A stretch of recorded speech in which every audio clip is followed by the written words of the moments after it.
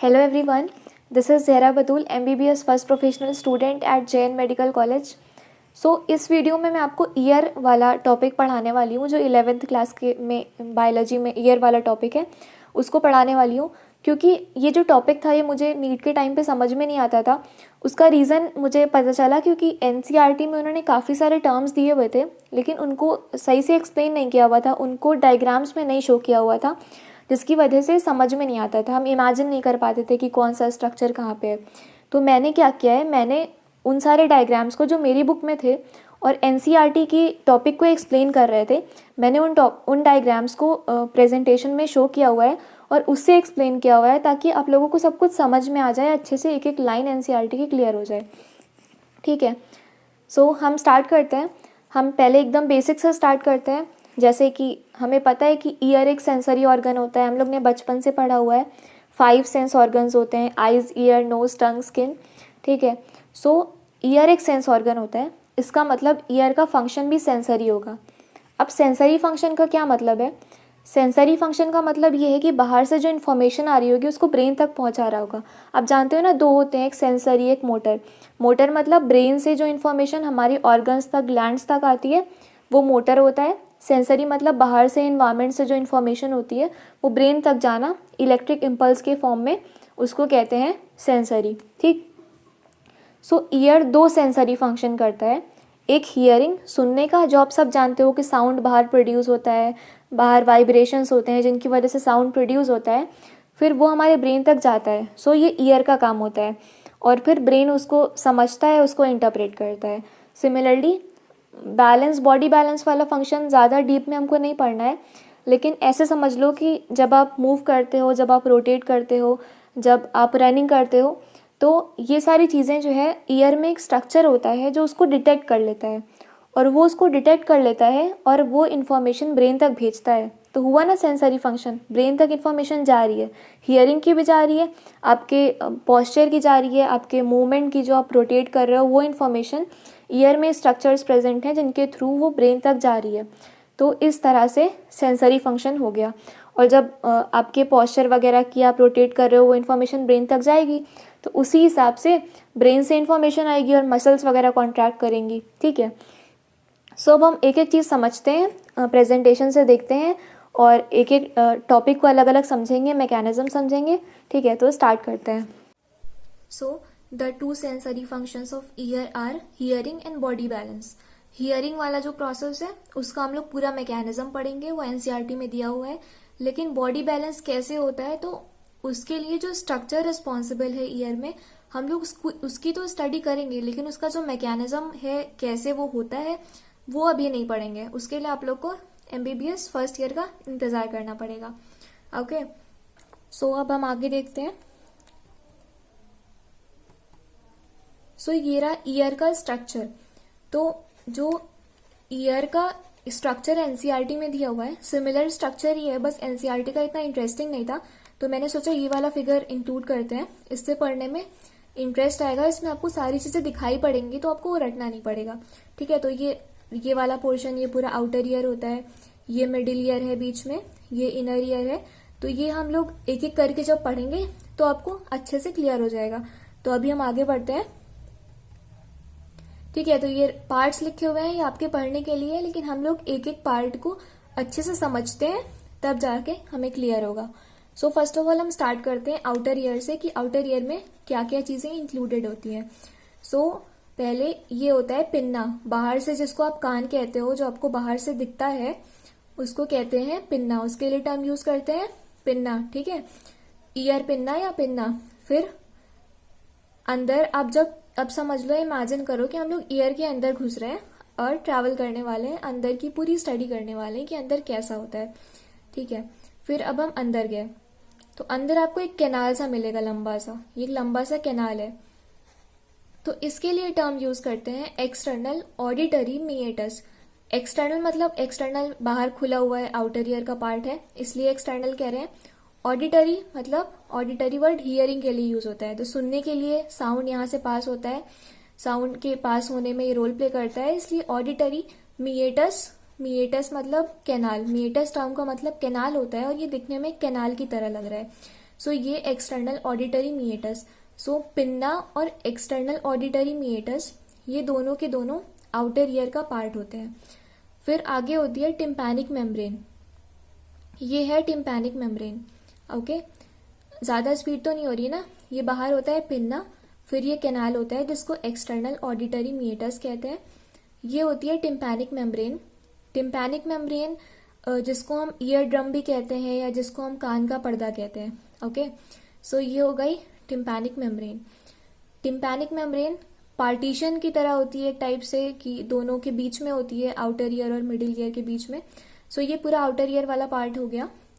वैसे तो tympanic membrane को भी आउटर ईयर में इंक्लूड करते हैं, बट एनसीईआरटी में इन्होंने ऐसा कुछ मेंशन नहीं किया है। सो हम लोग यही मानेंगे कि आउटर ईयर में ये दो चीजें होती हैं, पिन्ना होता है और एक्सटर्नल ऑडिटरी मीएटस होता है। अब हम इन चीजों को थोड़ा सा अच्छे से स्टडी करते हैं। सो ये जो पिन्ना होता है इसका फंक्शन क्या होता है। सो ये जो पिन्ना होता है ये साउंड की वाइब्रेशंस को कलेक्ट करता है। साउंड आ रहा होता है वाइब्रेशंस के फॉर्म में, जब ऑब्जेक्ट्स वाइब्रेट करते हैं या हमारी वोकल कॉर्ड्स वाइब्रेट करती हैं, साउंड प्रोड्यूस होता है साउंड वाइब्रेशंस के फॉर्म में। साउंड वेव जो है वो यहाँ से एंटर करती है, पिन्ना के से एंटर करती है। सो देखो एक फनल की तरह ये लग रहा है। फनल क्या करता है, फनल से आप चीजों को ट्रांसफर करते हो। सो उसी तरह एक काइंड ऑफ बड़ा सा बना हुआ है ताकि एंटर कर पाए साउंड वेव्स इसके थ्रू। ठीक है, फिर जब ये पिन्ना से एंटर करती हैं उसके बाद ये जाती हैं एक्सटर्नल ऑडिटरी मीएटस में। सो पिन्ना का फंक्शन पढ़ लिया, साउंड वेव्स को कलेक्ट करता है ये, फिर वाइब्रेशंस को कलेक्ट करता है, फिर आते हैं हम एक्सटर्नल ऑडिटरी कैनाल पे। सो एक्सटर्नल ऑडिटरी कैनाल की स्पेशल चीज ये होती है कि इसमें कुछ ग्लैंड्स प्रेजेंट होते हैं जो कि वैक्स प्रोड्यूस करते हैं। इसमें नहीं दिया हुआ है, उन ग्लैंड्स के बारे में डायग्राम में नहीं दिख रहा है आपको, लेकिन ये ग्लैंड्स होते हैं जो कि वैक्स प्रोड्यूस करते हैं। आप सब जानते हो ईयर वैक्स होती है, कान में वैक्स प्रोड्यूस होती है। सो वो सेबेशियस ग्लैंड्स होते हैं जो कि वैक्स प्रोड्यूस करते हैं। उन ग्लैंड्स का नाम भी होता है लेकिन एनसीईआरटी में नहीं मेंशन है। अगर आप जानना चाहो तो मैं बता देती हूँ। उनका नाम सेरुमिनस होता है, सेरुमिनस ग्लैंड। लेकिन आपके लिए अभी इम्पोर्टेंट नहीं है तो आप मत याद रखो, बस इतना याद रखो कि कैनाल में एक्सटर्नल ऑडिटरी मीएटस में वैक्स प्रोड्यूस करने वाले सेबेशियस ग्लैंड्स प्रेजेंट होते हैं। ठीक है, और एक और चीज होती है, ग्लैंड्स के अलावा बहुत फाइन हेयर्स भी प्रेजेंट होते हैं एक्सटर्नल ऑडिटरी मीएटस में। फिर हम आते हैं टिम्पैनिक मेम्ब्रेन पे। सो टिम्पैनिक मेम्ब्रेन का स्ट्रक्चर उन्होंने बताया है। सो टिम्पैनिक मेम्ब्रेन जो होती है वो कनेक्टिव टिश्यू से बनी हुई होती है, कनेक्टिव टिश्यू से बनी हुई होती है, और ये बाहर की तरफ स्किन से कवर्ड होती है। स्किन जो होती है वो इसको कवर करती है। अंदर की तरफ एक म्यूकस की मेम्ब्रेन होती है जो इसको कवर करती है। सो मिडिल ईयर में पूरे में म्यूकस की मेम्ब्रेन होती है। सो वो यहाँ अंदर की तरफ भी होती है म्यूकस की मेम्ब्रेन जो टिम्पैनिक मेम्ब्रेन को कवर करती है। सो हमने देख लिया आउटर ईयर। अब हमने देख लिया पिन्ना होता है इसमें जो कि साउंड वाइब्रेशंस को कलेक्ट करता है। फिर एक्सटर्नल ऑडिटरी मीएटस होता है जिसके थ्रू साउंड पास करता है।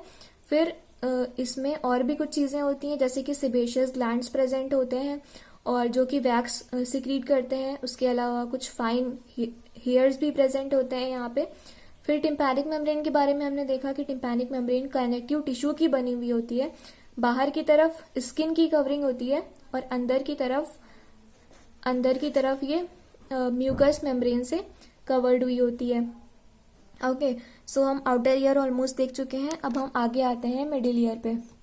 सो ये रहा हमारा मिडिल ईयर। अब देखो आप वही वाला फिगर है, कंफ्यूज मत होना बिल्कुल भी, यही वाला फिगर है। अब हम मिडिल ईयर पे इस वाले पार्ट पे फोकस कर रहे हैं। सो इस वाले ये वाला आपको डायग्राम में शो होगा, आपको पिन्ना वाला पार्ट नहीं शो होगा क्योंकि हम लोग उसको पढ़ चुके हैं। सो हम लोग बेसिकली इस वाले पार्ट पे अब फोकस करेंगे, इस मिडिल ईयर वाले पार्ट पे। ठीक है, तो ये आपको फिगर में बड़ा सा ये वाला चेम्बर दिखेगा। ठीक है, तो ये देखो आपको ये दिख गया मिडिल ईयर। ये यहाँ पे पीछे पिन्ना वाला जो पार्ट था उसको हटा दिया है हमने। हम लोग फोकस कर रहे हैं इस मिडिल ईयर वाले पोर्शन पे। सो मिडिल ईयर में 3 हड्डियां होती हैं। ठीक है, हड्डियां मतलब बोन, लेकिन ये हड्डियां बहुत छोटी होती हैं। ठीक है, और एक बहुत छोटी बोन या छोटी हड्डी या स्मॉल बोन के लिए हम लोग वर्ड यूज करते हैं ऑसाइकल्स। हम लोग ऑसाइकल्स कहते हैं। ओके, ईयर ऑसाइकल्स कान में प्रेजेंट है इसलिए इनको ईयर ऑसाइकल्स कहते हैं। ऑसाइकल क्यों? क्योंकि ये स्मॉल बोन है। ऑसाइकल्स वर्ड हम लोग स्मॉल बोन के लिए यूज करते हैं। ठीक है, सो ये 3 ईयर ऑसाइकल्स होती हैं, 3 छोटी छोटी हड्डियां होती हैं जो कि मिडिल ईयर में प्रेजेंट होती हैं। अब इनके नाम हम लोग निमोनिक MIS मिस से याद करते हैं। M for malleus, I for incus, S for stapes. पहली वाली ये हो गई मैलियस, ठीक है, सेकेंड वाली ये हो गई इनकस और थर्ड वाली हो गई स्टेपीज। ओके, सो इनके नाम हम लोग शॉर्ट फॉर्म MIS से याद करते हैं, मैलियस, इनकस और स्टेपीज, ठीक है। फिर ये जो देखो अब मैलियस, देखो आप कि मैलियस जो है, ये जो मैलियस है पूरी, ये टिम्पैनिक मेम्ब्रेन से जुड़ी हुई है। ये टिम्पैनिक मेम्ब्रेन थी ना, हम लोगों ने पढ़ा था, कनेक्टिव टिश्यू से बनी हुई थी, बाहर की तरफ स्किन से कवर्ड थी, अंदर की तरफ म्यूकस मेम्ब्रेन से कवर्ड थी। सो ये मैलियस, ये वाली सॉरी, ये टिम्पैनिक मेम्ब्रेन, और ये मैलियस जो है, मैलियस टिम्पैनिक मेम्ब्रेन से अटैच्ड है।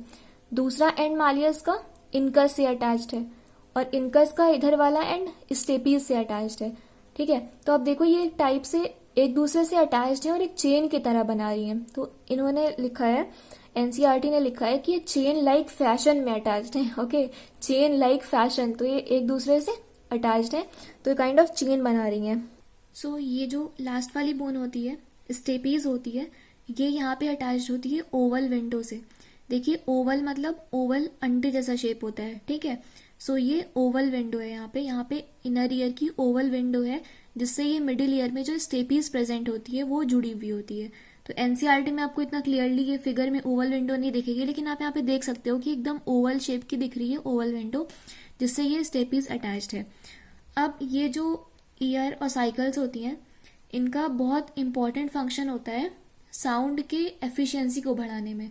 तो ये कैसे होता है, इस चीज की बात हम लोग मैकेनिज्म में करेंगे। इसको हम लोग अच्छे से, जब हम लोग मैकेनिज्म ऑफ हियरिंग पढ़ेंगे तब हम लोग इस चीज को अच्छे से समझेंगे, ठीक है। सो और एक और चीज हम यहाँ पे देखते हैं, यहाँ पे मिडिल ईयर, ये पूरी मिडिल ईयर की कैविटी है, उसमें 3 और साइकिल्स हैं, और यहाँ पे मिडिल ईयर में ये ट्यूब खुल रहा है, ठीक है, ये ट्यूब ओपन हो रहा है मिडिल ईयर कैविटी में। इस ट्यूब का नाम होता है यूस्टेशियन ट्यूब। ओके, इस ट्यूब का नाम होता है यूस्टेशियन ट्यूब। और इस यूस्टेशियन ट्यूब का बहुत इंपॉर्टेंट रोल होता है टिम्पैनिक मेम्ब्रेन के दोनों साइड प्रेशर को बराबर करने में। देखो ये टिम्पैनिक मेम्ब्रेन है, ठीक है। अब अगर टिम्पैनिक मेम्ब्रेन की एक साइड का प्रेशर थोड़ा ज्यादा हो जाता है तो वो स्ट्रेच हो जाएगी, और वो स्ट्रेच होने की वजह से डैमेज हो सकती है।